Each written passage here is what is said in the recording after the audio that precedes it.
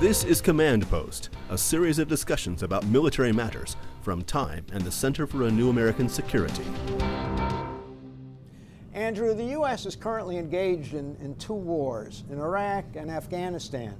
What is, to your mind, if you agree, the national interest that forces us to get involved in Libya? Well, I mean, the U.S. has a lot of national interests, a lot of security and economic interests all over the world. The issue is twofold, really. First off, does the United States have a vital interest in Libya? And I'd argue that that'd be really tough to prove.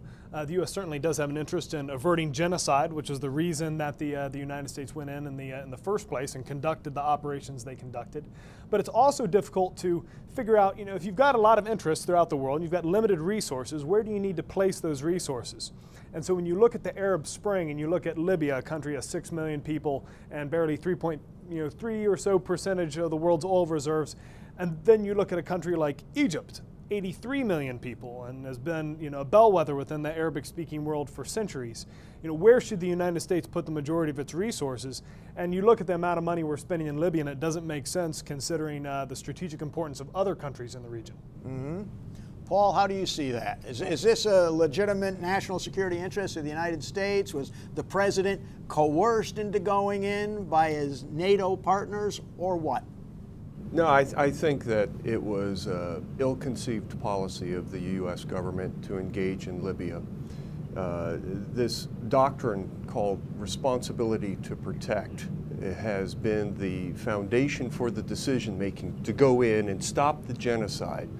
But as it was back during the 1990s, if you're going to use military force, you're going to have to see it all the way through. You cannot just stop genocide unless you intend to sit there forever and stop the aggressor whenever they decide to come at the protected population. And in this particular case, we went in half-heartedly with some NATO allies who also supported this R2P doctrine, and they are now finding out that they bit off a bigger chunk than what they were prepared to do. Gaddafi was not going to fall in a matter of days or weeks, and they're learning hard again. This administration is learning hard again that war has its own mentality, and it takes its own turns with a lot of uncertainty that we cannot predict.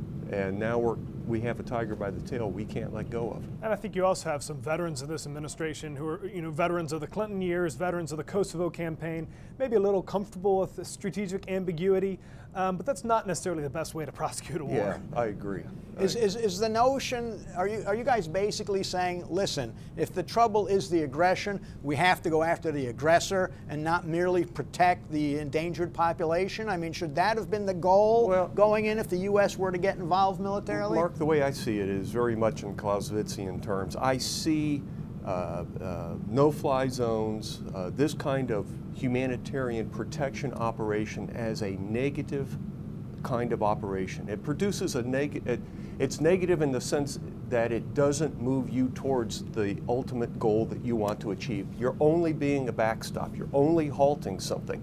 But to win in war, you have to be aggressive. You have to move forward and pursue offensively the goals you seek to achieve. And what is the positive goal we're trying to achieve? Well, this is where the administration has, quite frankly, been a bit mealy-mouthed about it. They've said, well, we're going to stop the genocide.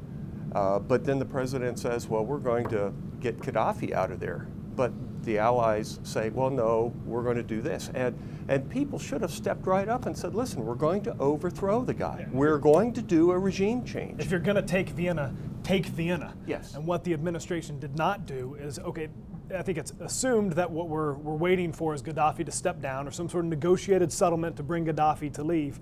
But if what you're going for is a decapitation strategy, and I don't mean that necessarily literally, but if what you're trying to do is go for a regime change, you need to orient your strategic goals and your resources and your military operations to support that goal, and that's what we haven't seen. So this conflict has dragged on a bit, and we've had discussions about should the U.S. have troops on the ground, should the U.S. commit certain military resources. I think the administration is comfortable with this.